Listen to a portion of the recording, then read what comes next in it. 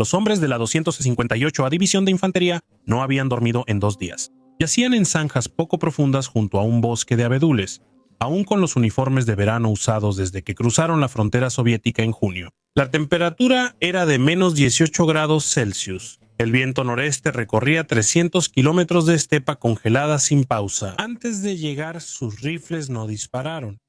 El aceite lubricante en los mecanismos de cerrojo se había solidificado durante la noche en una sustancia más parecida a la cera que a un líquido. Los soldados lo raspaban con los dedos desnudos, presionando el metal contra la piel hasta que la sensación desaparecía por completo de las yemas de los dedos. Varios hombres no se dieron cuenta cuando la piel de las yemas de sus dedos se volvió blanca y luego se endureció. Ya estaban más allá de la sensación de dolor. En ese momento, el dolor necesita flujo sanguíneo y este requiere calor.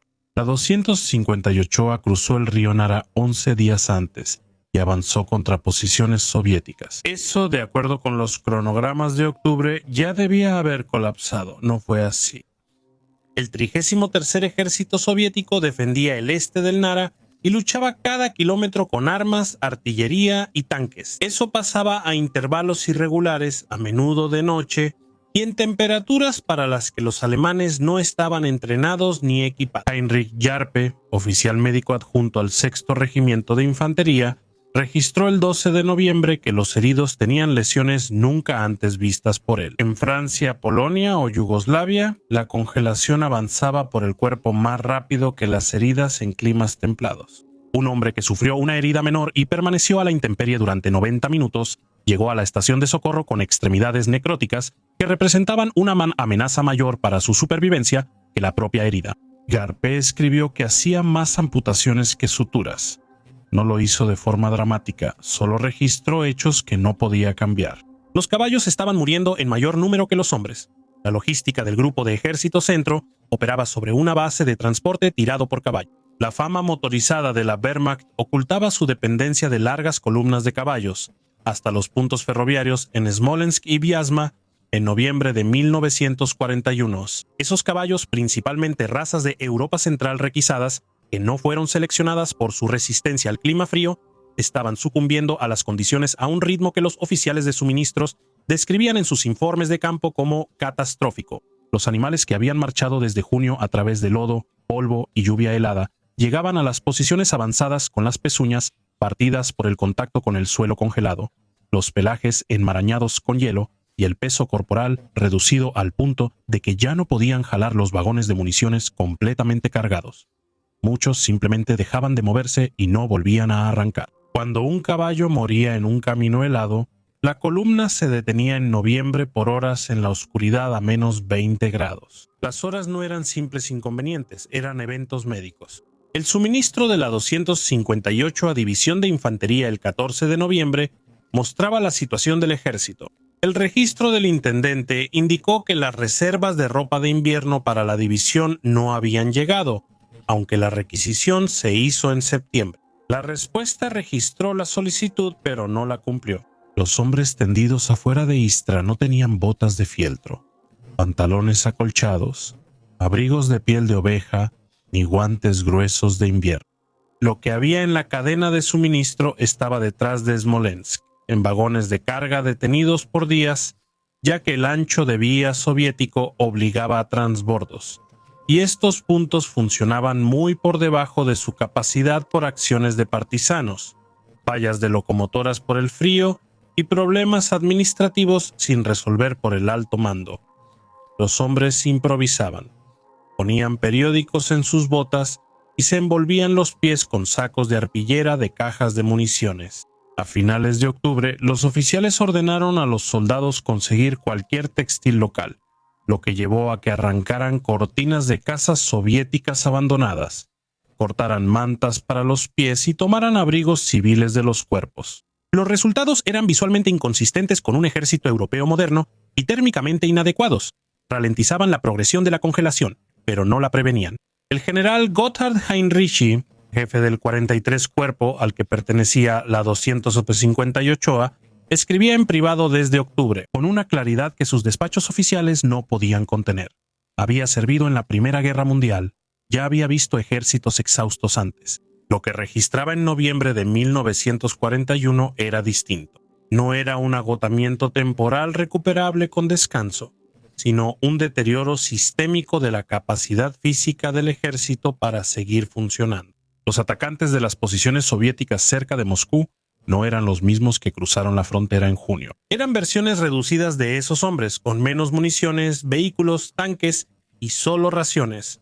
Recibían el 60% de lo normal. La 258A, División de Infantería, había cruzado la frontera soviética con aproximadamente 15.000 hombres. Para el 14 de noviembre contaba con menos de 6.000 combatientes efectivos. Los demás estaban muertos, heridos, congelados o hospitalizados por enfermedad. La artillería de la división disminuyó por la pérdida de vehículos que fallaban en caminos congelados y no podían repararse en campo por falta de refacciones, aunque éstas estaban en los depósitos. A 800 kilómetros al oeste, 3 cañones antitanque de la división fueron arrastrados a mano. Cuando fallaron los caballos asignados, las tripulaciones que los arrastraron ya no podían operarlos con precisión técnica. Al sur, el segundo ejército Panzer de Guderian intentaba llegar a Tula. Tula estaba a 170 kilómetros al sur de Moscú, en la intersección de 2 líneas ferroviarias que abastecían la capital soviética. Si los blindados de Guderian tomaban Tula, el grupo de ejército centro podría rodear Moscú por el sur. Esa era la teoría, pero en la práctica, noviembre de 1941 fue muy distinto. La cuarta división Panzer, que había iniciado la operación Barbarroja con más de 200 tanques, llegó a las inmediaciones de Tula con menos de 50 vehículos operativos. De esos 50, muchos operaban con un alcance reducido. Los lubricantes recomendados estaban formulados para más de 15 glondirs, pero al bajar de esa temperatura se espesaban y los motores requerían precalentamiento, lo cual fallaba totalmente a 25 cedris o menos. Las miras ópticas de los cañones principales de los tanques alemanes se empañaban por el frío extremo. La condensación dentro de las ópticas al abrir las escotillas se congelaba, reduciendo casi a cero la visibilidad. La precisión de los cañones de tanques alemanes a distancia, antes una ventaja táctica, se vio gravemente afectada. Guderian inspeccionó las posiciones avanzadas a inicios de noviembre y visitó la 17ª División Panzer y la 3ª División Motorizada. Registró sus hallazgos en una carta a su esposa, no en memorandos para el grupo de ejército centro.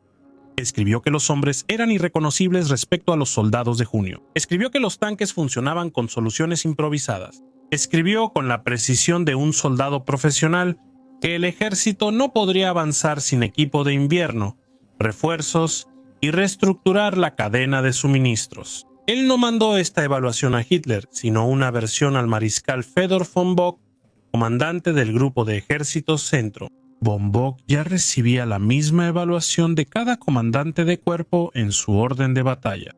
El poder de combate combinado de las formaciones del grupo de ejército centro el 1 de noviembre era aproximadamente el 40% del poder de combate con el que se habían desplegado. El 2 de octubre, cuando comenzó la Operación Tifón.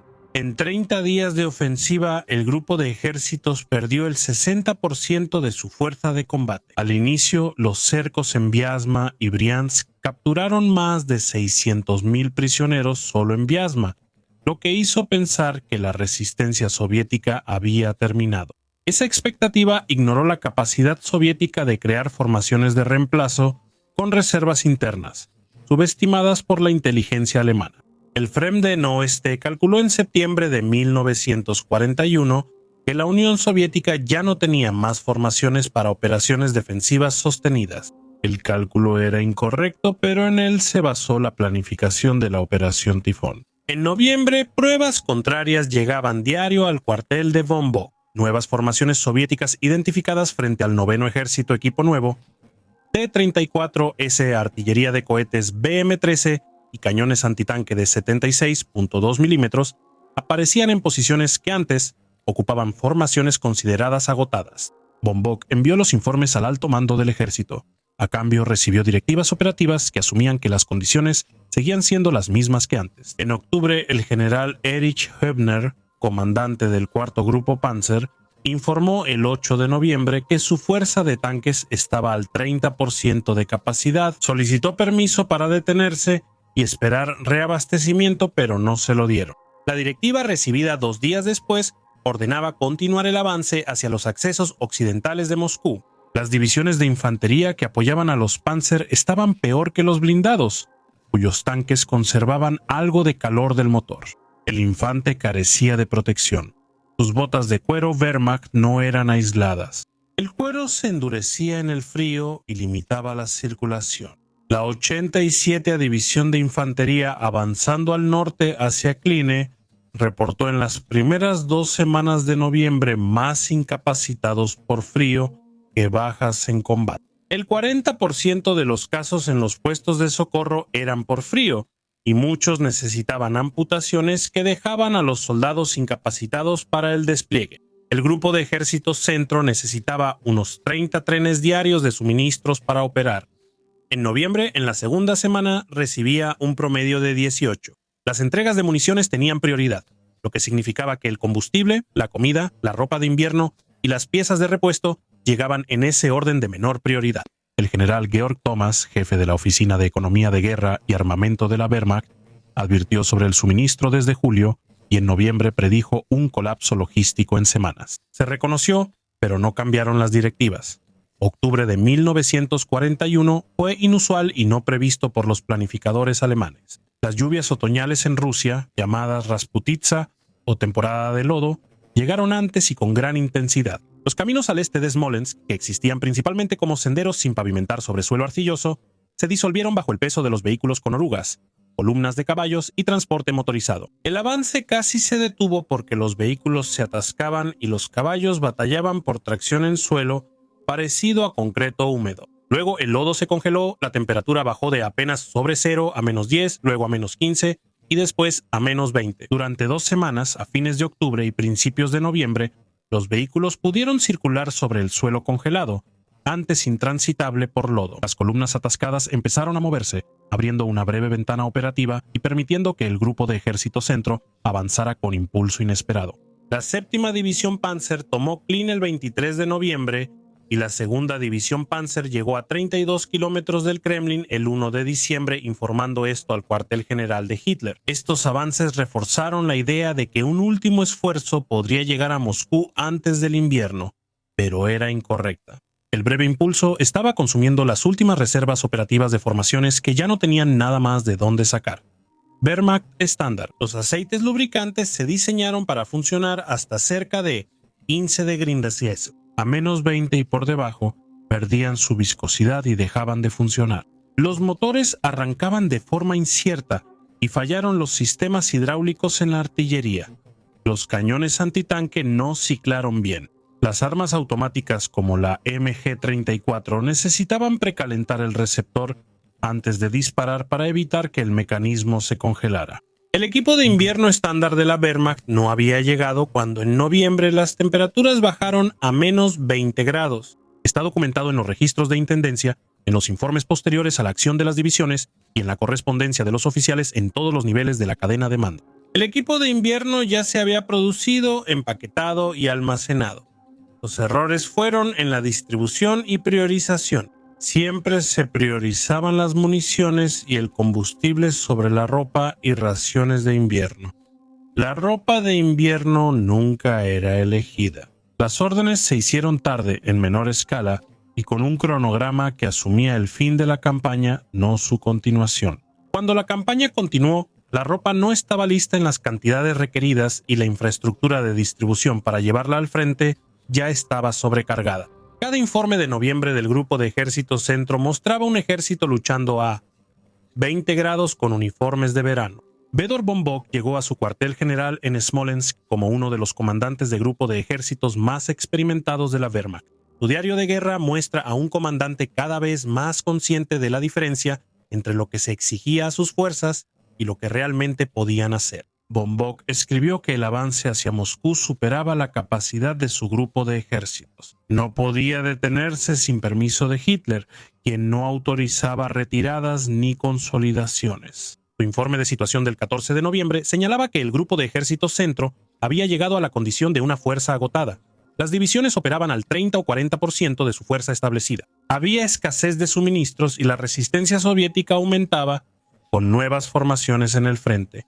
El OKH recibió el informe. El avance lento del Grupo de Ejército Centro se veía como prueba de que podía seguir, lo cual fue la interpretación errónea más importante de la evidencia. El avance continuo no era evidencia de una capacidad operativa sostenible, era evidencia de que los soldados seguían atacando porque se les había ordenado atacar a un ejército. Avanzar porque su comandante no ha autorizado detenerse significa que avanzará hasta que los soldados físicamente no puedan continuar, y entonces se detendrán. No se retiran, solo se detienen donde se les acaba la energía. El segundo ejército Panzer de Guderian fue enviado al sur para tomar Tula y rodear Moscú, pero Tula seguía sin caer. La ciudad era defendida por el 50º ejército del general Iván Baldín y la milicia de trabajadores de Tula. La inteligencia alemana no la consideró en su análisis, porque no era una unidad militar antes de octubre. La milicia defendió el perímetro de la ciudad durante noviembre con una tenacidad que consumió la fuerza de tanques de Guderian más rápido de lo que él podía reemplazarla. El 2 de octubre, el segundo ejército Panzer tenía unos 600 tanques operativos, pero para el 20 de noviembre eran menos de 200. Las pérdidas no fueron principalmente por combate. Los vehículos se perdían por fallas mecánicas, falta de combustible y el daño acumulado de 4 meses de uso operativo sin el mantenimiento adecuado. Guderian fue al cuartel general del Grupo de Ejércitos Centro el 13 de noviembre y pidió detener las ofensivas, asegurar posiciones y prepararse para defenderse hasta primavera. Von Bock negó la solicitud porque no tenía autoridad. La orden de Hitler de tomar Moscú seguía vigente. Guderian volvió a su base y prosiguió hacia Tula. Empezó a informar al OKH sobre congelamiento, falta de tanques y lubricantes de invierno. Divisiones de infantería marchaban en temperaturas mortales, muriendo antes del combate.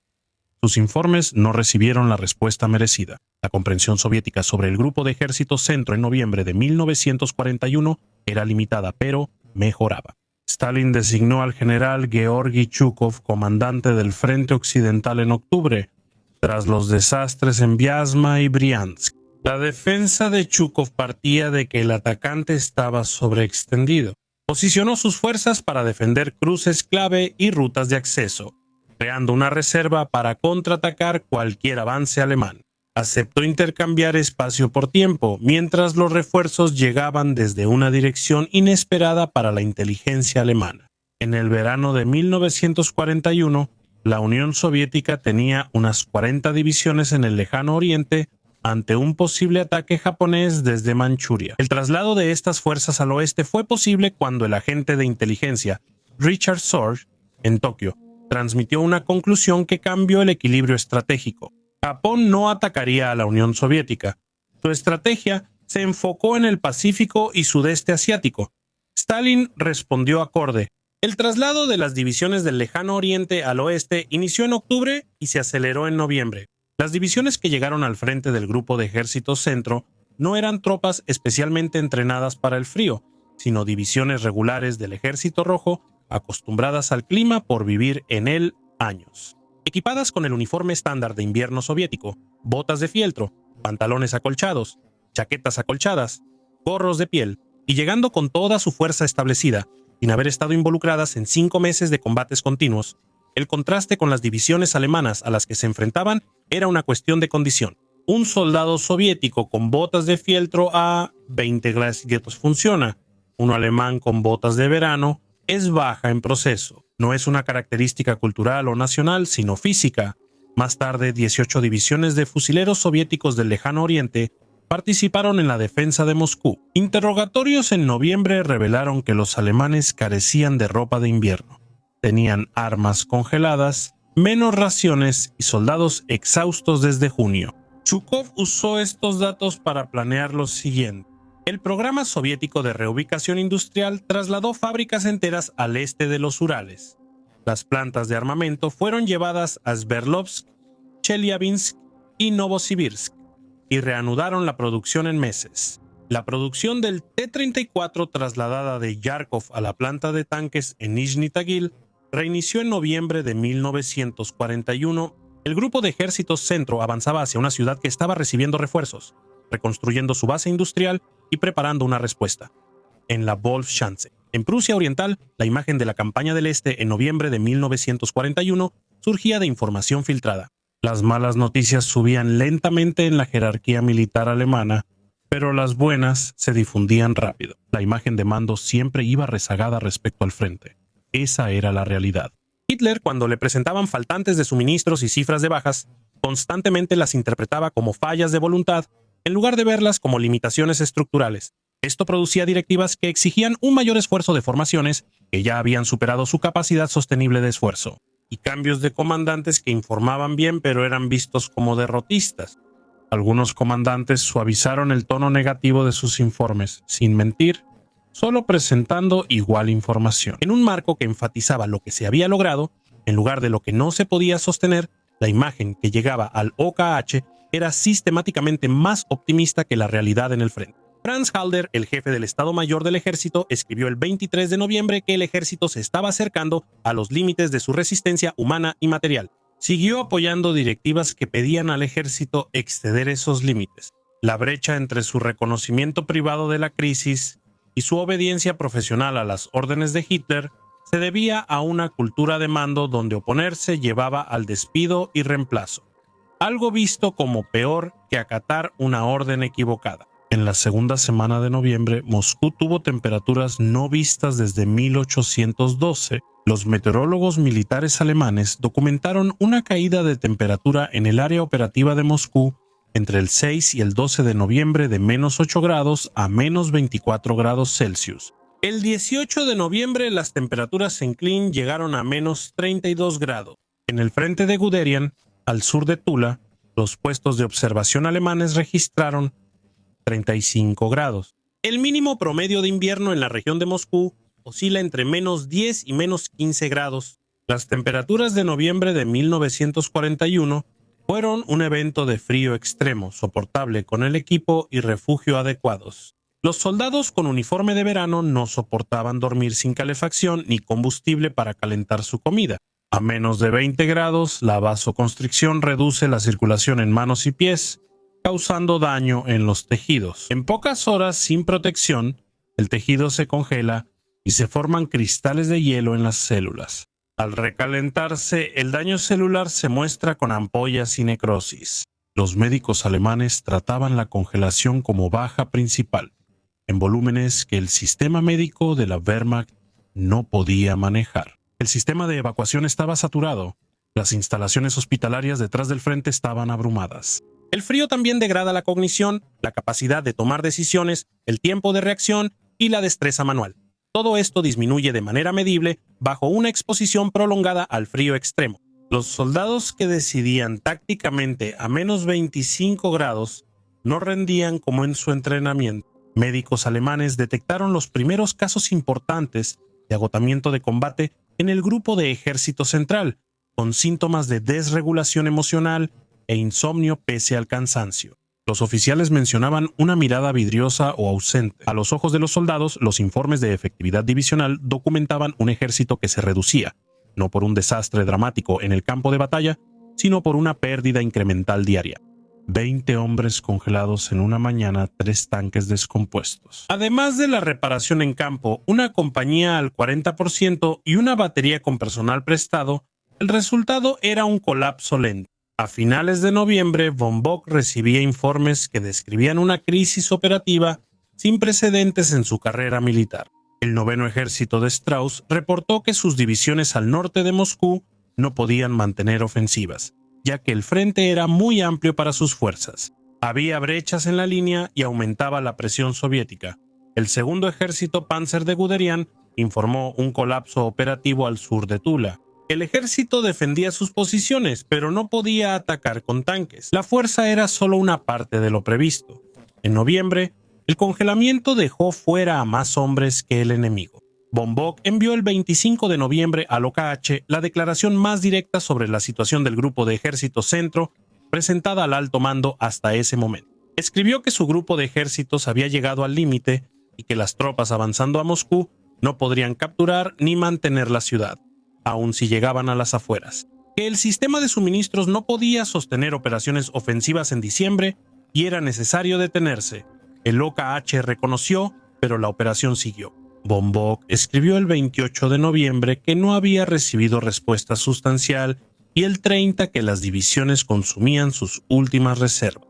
El 1 de diciembre escribió que el grupo de ejércitos pronto no podría realizar ofensivas, sin importar las órdenes. Tenía razón. En el eje norte, el tercer grupo Panzer de Reinhardt tomó Klin el 23 de noviembre y avanzó a Solnechnogorsk. La séptima división Panzer al frente tenía menos de 90 tanques de los más de 200 iniciales. El sexto regimiento de infantería combatía sin pausa desde junio y no recibía reemplazos desde octubre. Los 3 batallones del regimiento reunían juntos cerca de 1000 combatientes, equivalente a la fuerza habitual de un batallón.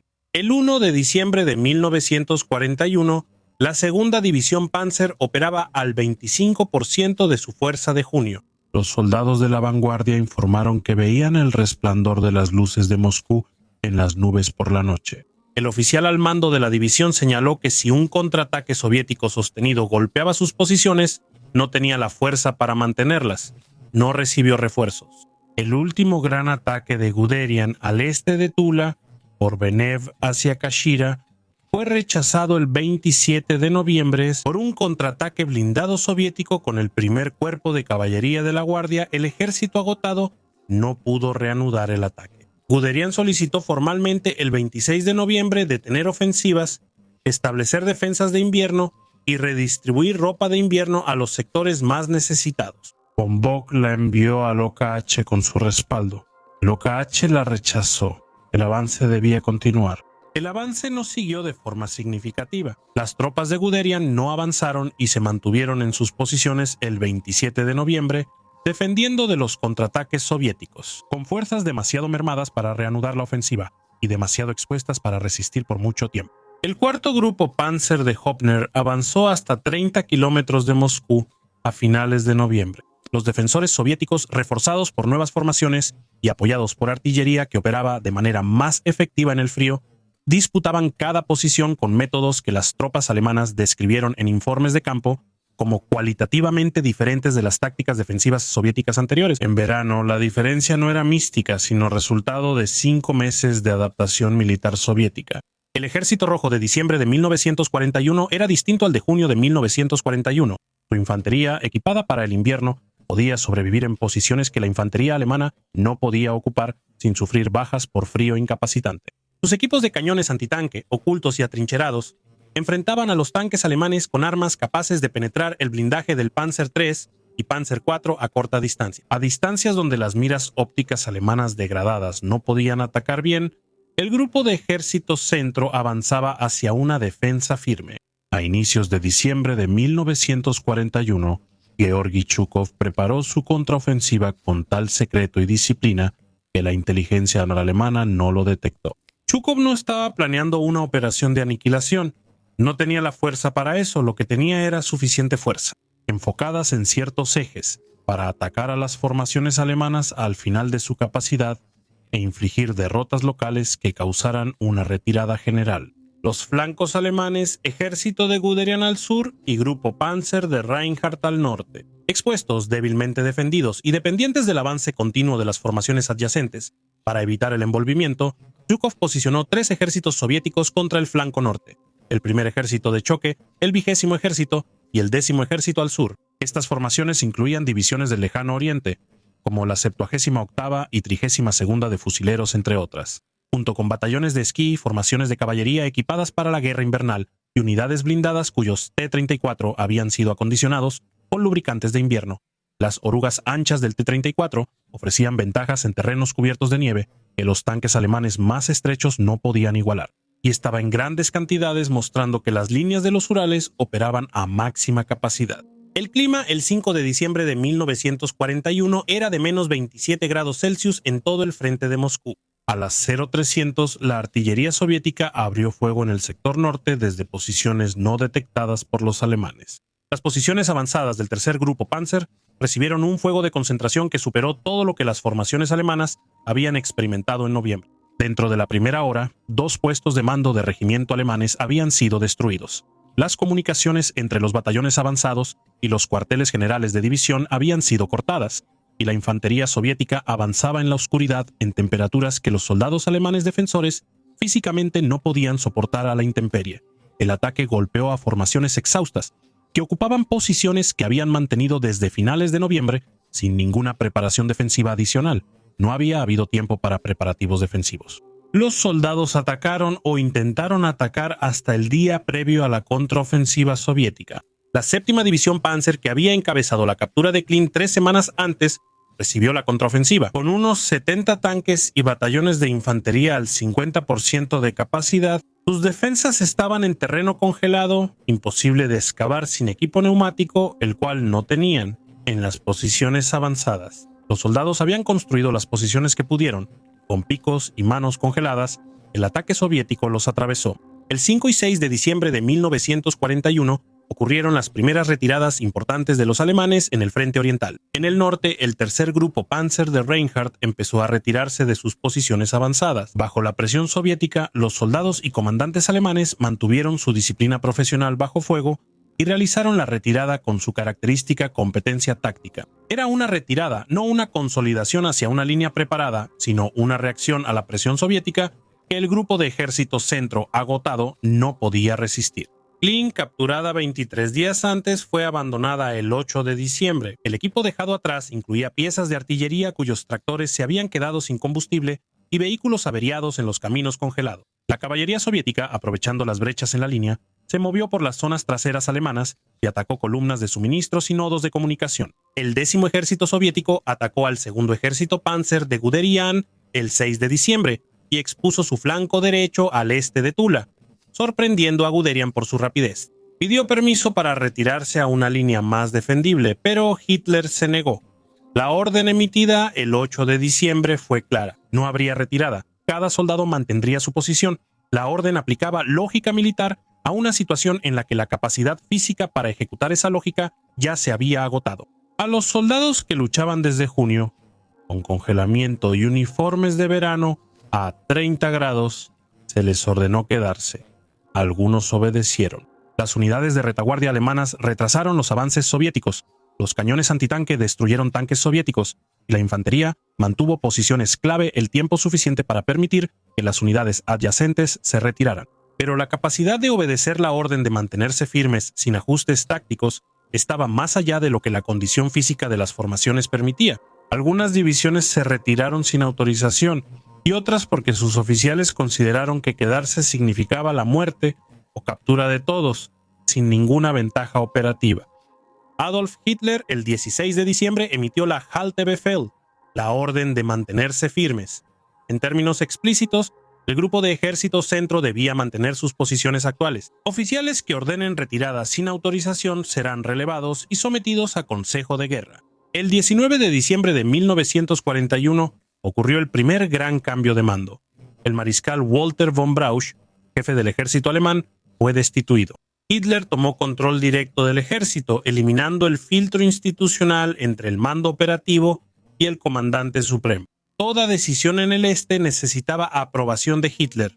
Guderian fue relevado el 25 de diciembre de 1941.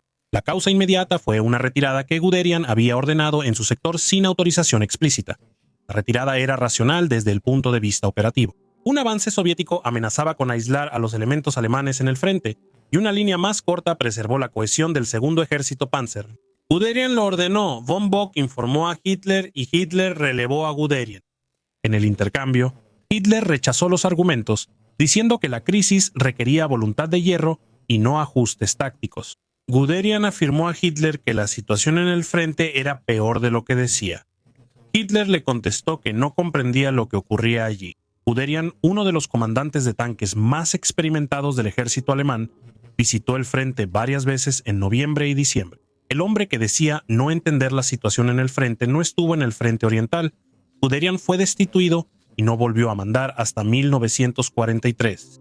El general Höbner, líder del cuarto grupo Panzer, fue destituido el 8 de enero de 1942 por autorizar una retirada.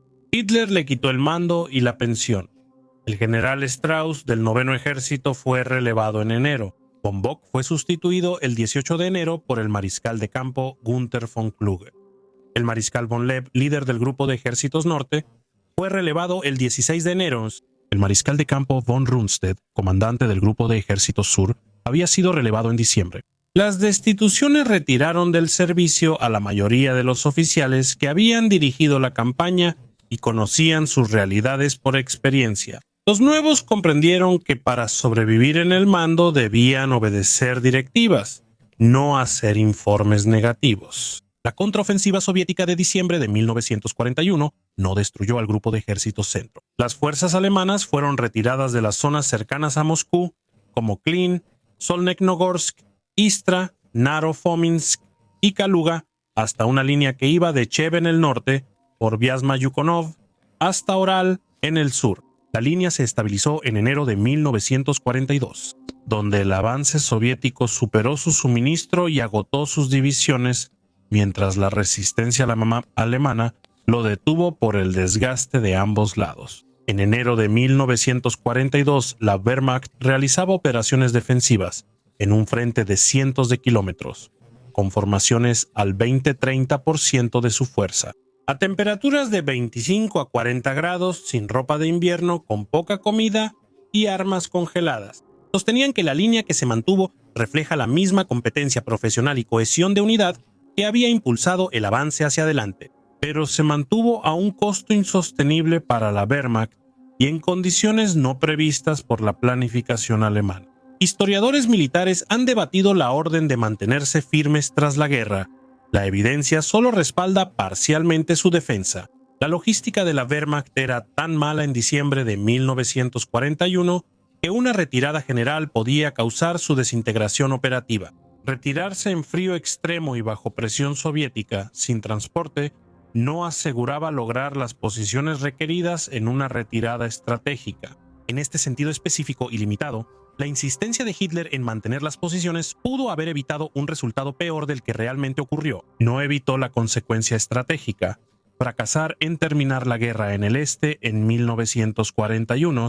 Las bajas del grupo de ejércitos centro entre el 22 de junio y el 31 de diciembre de 1941 muestran objetivamente el costo de la campaña. En 1941, el ejército alemán perdió cerca de 830.000 hombres en el frente oriental, incluyendo muertos, heridos y desaparecidos. El grupo de ejércitos centro representó la mayor parte. Historiadores militares calculan que entre 100.000 y 133.000 hombres del grupo de ejércitos centro sufrieron congelación. En noviembre y diciembre de 1941, muchos requirieron amputaciones que los incapacitaron permanentemente para el servicio en el frente. Las pérdidas de caballos durante 1941 alcanzaron aproximadamente 180.000 animales, una reducción directa en la capacidad de suministro de la que dependía el ejército para las operaciones en el frente. El grupo de ejércitos centro llegó a la crisis de diciembre con cerca de 350 tanques operativos en sus formaciones Panzer. Tras haber tenido más de 2.000 el 22 de junio, las pérdidas de artillería, armas y vehículos fueron proporcionales.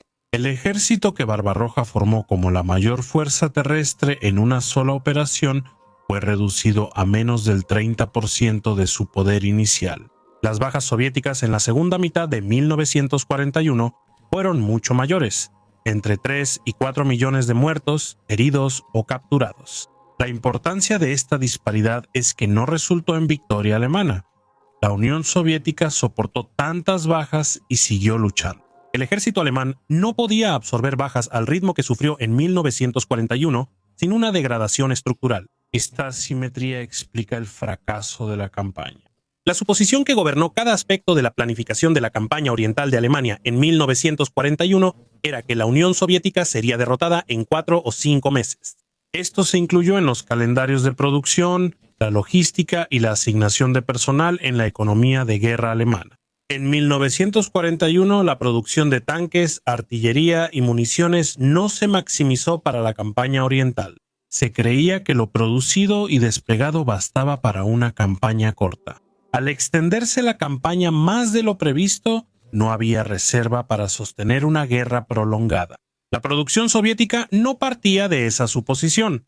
La economía planificada luchaba por sobrevivir movilizando todos sus recursos. La producción soviética de tanques en 1941 estaba funcionando aproximadamente al doble del ritmo alemán para los T-34 y KV-1. En otoño, la artillería soviética superaba en producción a la alemana en calibres equivalentes. La ventaja de producción soviética crecía cada mes. El error estratégico fundamental de Barbarroja no fue operacional. La Wehrmacht tuvo un desempeño operacional extraordinario en 1941, pero su error fue estratégico. La idea de que un país de 170 millones con economía industrial, gran cuerpo de oficiales y aparato estatal capaz de movilización total podía ser derrotado en 4 meses, falló. Los costos de ese fracaso los pagaron los hombres del Grupo de Ejército Centro, en posiciones que no podían defender adecuadamente, en temperaturas que no podían soportar. Con la ropa que les habían dado, con armas que no disparaban, en un frente que se había extendido más allá del punto donde las líneas de suministro del ejército podían sostenerlo. 31 de diciembre de 1941, frente del Grupo de Ejército Centro. La línea de Rzhev al norte hasta Oral al sur era una cadena de puntos fortificados, pueblos y estaciones ocupados por formaciones alemanas, unidos por defensas tan sólidas como permitía el suelo congelado a 30 grados. Las formaciones de esta línea tenían los nombres de las divisiones que cruzaron la frontera soviética el 22 de junio. No eran las mismas formaciones en ningún sentido operativo. La mayoría de los hombres que cruzaron la frontera estaban muertos, heridos con congelamiento o hospitalizados por enfermedad. Los hombres que defendían la línea eran sobrevivientes, reemplazos recién llegados sin integrarse aún y soldados de la retaguardia cubriendo huecos en el frente. El soldado Wilhelm Prüller, cuyo diario fue publicado tras la guerra, escribió su última entrada el 31 de diciembre. Escribió que seguía vivo, pero muchos de sus compañeros no. Dijo que la guerra no era como la imaginó al principio. No dio más detalles, no era necesario. Las cartas de soldados a sus familias muestran un cambio de tono del verano a diciembre, sin requerir análisis para entenderse. El verano. Las cartas son confiadas, describen una campaña que avanza hacia un final claro. Las cartas de diciembre son diferentes, mesuradas, controladas. Solicitan artículos como calcetas, bufandas y otras necesidades para el frío extremo. Varias cartas piden a las familias rezar. El ejército alemán invadió la URSS en junio de 1941. Todos asumían que la guerra terminaría antes del invierno y esa creencia prevalecía en todos los niveles. La mantenía el soldado raso, quien no empacó equipo de invierno porque sus oficiales le dijeron que la guerra terminaría antes de que lo necesitara. El intendente de división priorizó la munición sobre las botas de fieltro porque el combate acabaría antes. El comandante de cuerpo informaba optimista, ya que Moscú, Leningrado y el Cáucaso estaban al alcance. La mantenía el OKH, que asignaba reemplazos y producción según un calendario que asumía la victoria para octubre. La mantenía en el cuartel general de Hitler, donde el mapa mostraba a los alemanes en territorio soviético y los informes decían que el enemigo estaba acabado. El invierno de 1941 no derrotó a Alemania en el este. La guerra continuó durante 3 años y medio más.